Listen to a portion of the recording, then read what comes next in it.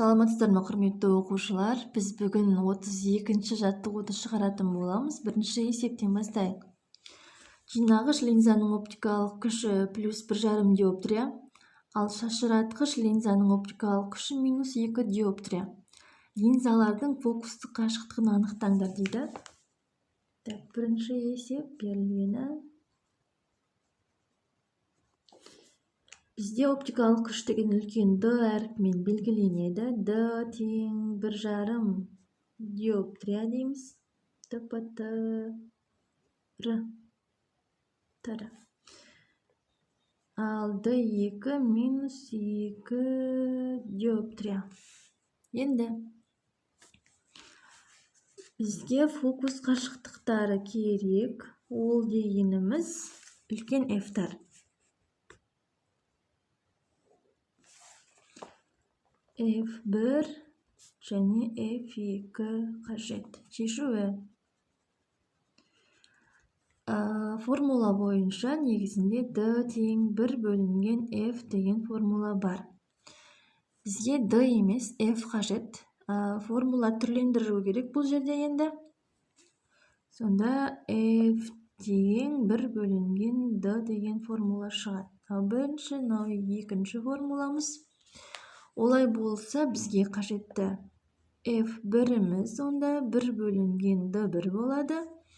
F2-іміз 1 бөлінген D2. Осы арқылы есептейтін боламыз. Енді есептелуі.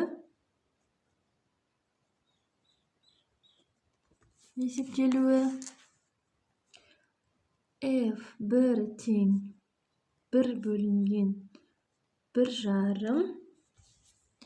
Ал бұл тең болады 1 бөлінген 1,5-ымыз 0,6666. Енді жуықтап алған кезде 0,67 метр деп аламыз. Екінші. F2 1 бөлінген енді минус 2. Бұл минус 0,5 метр деп аламыз. Екінші есеп. Балауыз жинағыш линзадан 12,5 см қашықтықта орналасқан. Балауыз линзадан дейді. Бұл онда бізде D болады. 12,5 см. Оптикалық күші үлкен D тең 10 диоптрия. Кескін линзадан қандай қашықтықта алынады? Бізге кішкентай F керек. Және ол қандай болады? Енді бізде бірінші КБЖ керек. Халықаралық бірліктер жүйесі 12,5 см дегеніміз бізде 100-ге бөлсек 0,125 метрге тең болады. Енді шешуі.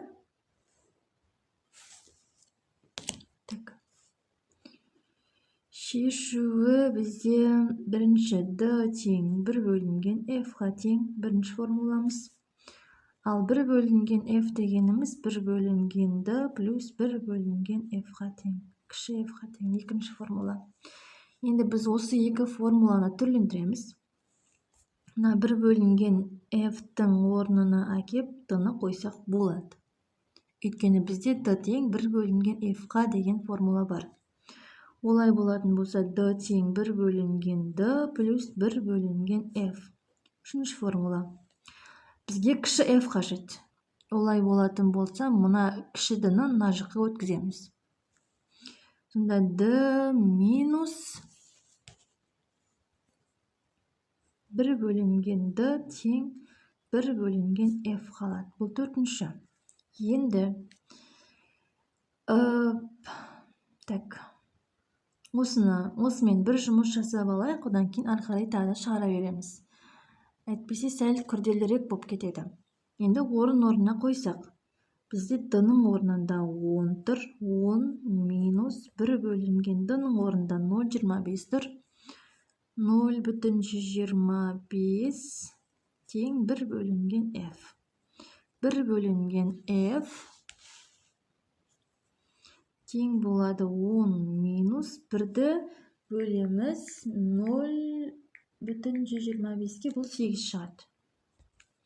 Сонда 1 бөлінген f-тің 2, енді бізге f-тің өзі қажет. Онда пропорция заңдылығы бойынша көбейтіледі.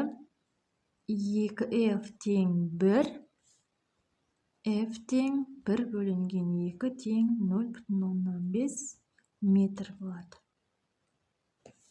Енді сіз қараңыз.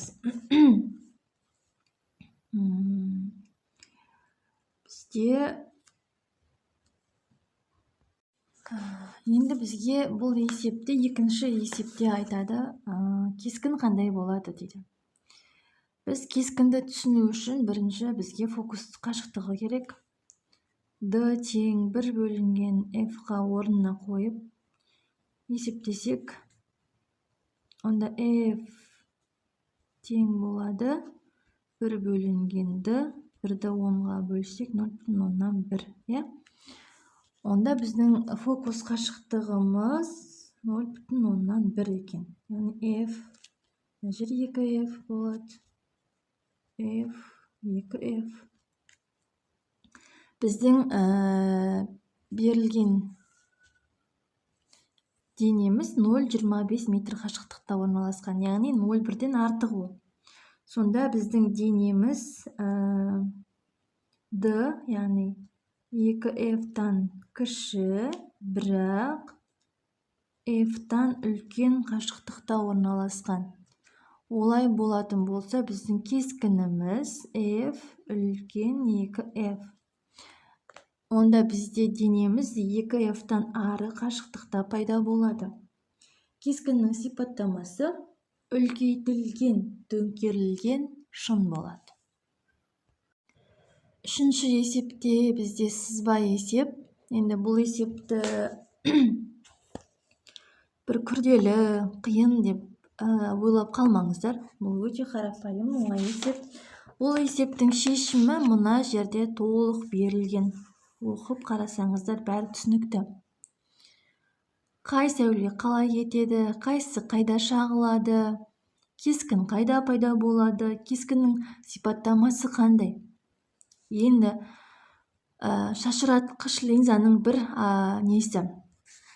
ерекшелігі, бізде затымыз, денеміз мына жерде орналасады ма, мына жерде орналасады ма, мына жақта 2f-тан ары ма, 2f-қа дейін ба, 2f-та ма, ол маңызды емес. Кескіннің барлығы осы 0-ден кіші аймақта пайда болады. Кескіннің сипаттамасы әрдайым жалған, тура, кішірейтілген болады. Жинақтағыш линза сияқты 5 түрлі бұнда ешқандай да бір кескіннің сипаттамасы болмайды. Қандай кескін болса да, шашыратқыш линза арқылы алынған кескіннің сипаттамасы бірақ түрлі. Сипаттамасы тек қана жалған, тура, кішірейтілген болады.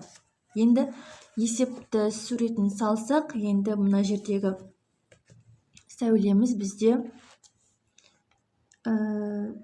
бір сәуле тіке линзаға барады, бірақ наяқтан ол былай қарай шағылып кетеді. Шағылып кеткенде бұл мына жақтан бір нүктеден шыққандай болып көрінеді.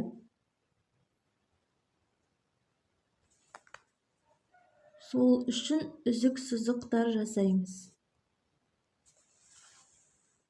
Енді бір сәуле мына жерден тура 0 нүктесін қиып өту керек.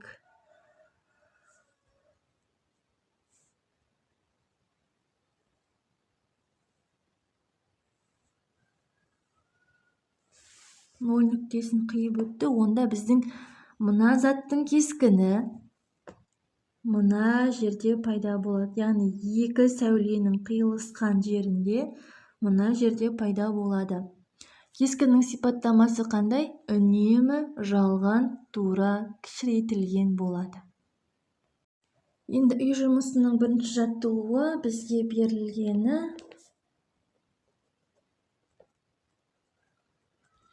фокустары 10 см және 20 см. F1 тең 10 см, F2 тең 20 см. екі жинағыш линзадан және оптикалық күші D тең -3 диоптрия болатын шашыратқыш линзадан тұратын линзалар жүйесінің оптикалық күшін анықтаңдар дейді. Енді бұл жүйе болып тұр. Жүйе болғаннан кейін 3 түрлі линза бар.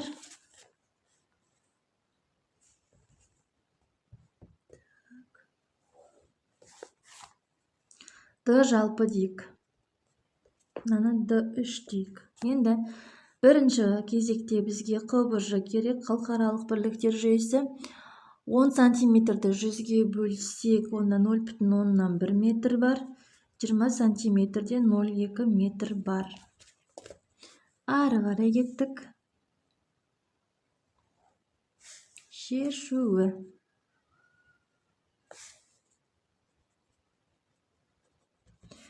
Жалпы D жалпы оптикалық күштерінің қосындысы бұл D1, D2 плюс D3 болады.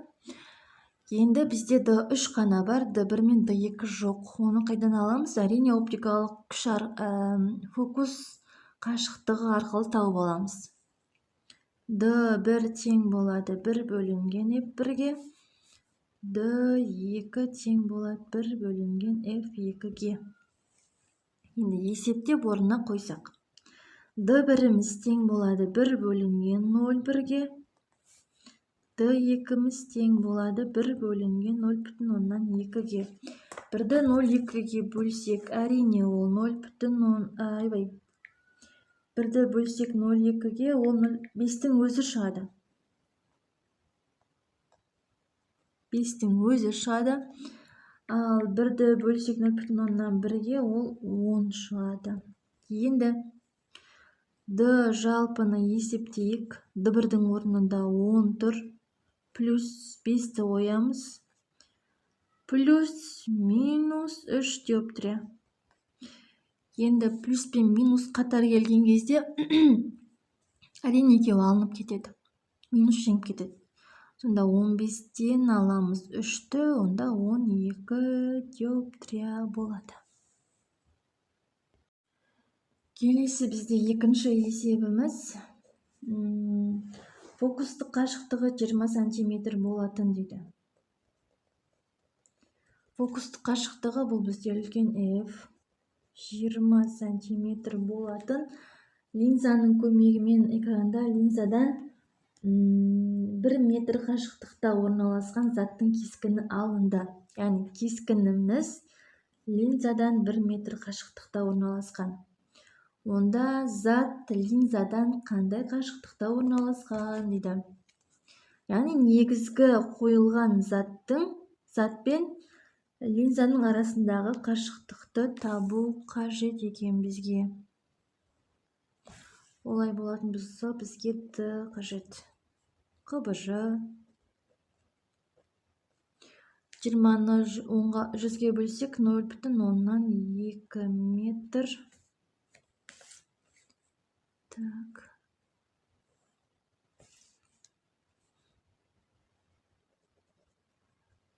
Шешуі. 1 бөлінген F тең 1 бөлінген кішкентай F плюс 1 бөлінген D. Бізге 1 бөлінген D қажет. Мына екеуін бірге алып аламыз.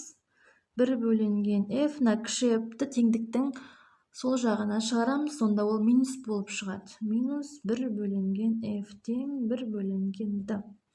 Әзірше осы амалдарды бір орындап аламыз, қалғанын тағы да орындаймыз. Сонда 1 бөлінген D тең болады 1 бөлінген F-тің орнына 0,2-ні қоямыз. Минус 1 бөлінген 1. Олай болатын болса, 1 бөлінген D, 1-ді 0,2-ге бөлсек 5, 1-ді 1-ге бөлсек 1. Онда 1 бөлінген D тең 4. Пропорция құрамыз, сонда 4D тең 1. Онда D тең 1-ді 4-ге бөлеміз, 0,25 метр болады екен. Енді қараңыз. Біздің сызбасын сызатын болсақ, есепте кескіні қандай болады дейді. Енді кескінін білу үшін біз қайда орналасқанын білуіміз керек. Жинақтағыш линзаның 5 түрлі шарты бар дедік қой алдында. Ол F-та орналасқан ба, әлде 2F-та орналасқан ба? Мүмкін екеуінің ортасында орналасқан ба? Соның барлығын білген кезде бізде кескінін сипаттау өте оңай болады. Енді біздің фокус қашықтығымыз 0,2 болатын болса, біздің нәрсеміз 0,25 метр қашықтықта орналасқан.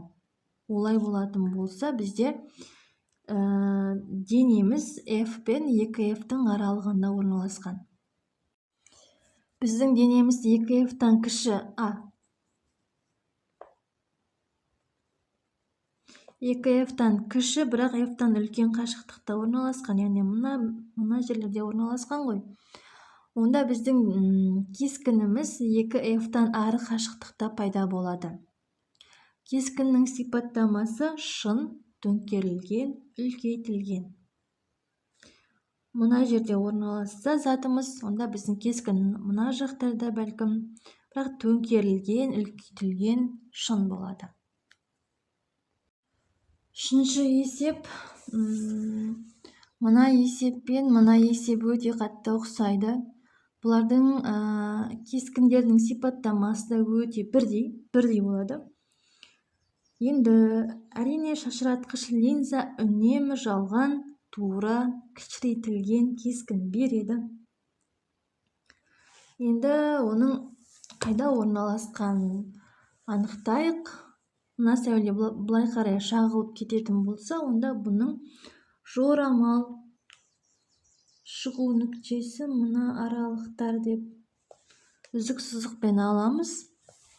Бір сәуле турана бас фокусты қиып өтеді. Екеуінің қиылысқан нүктесі бұл кескіннің пайда болатын нүктесі, яғни мына S жарық көзінің кескіні мына жерде пайда болады. Кескіннің сипаттамасы жалған, тура, кішірейтілген.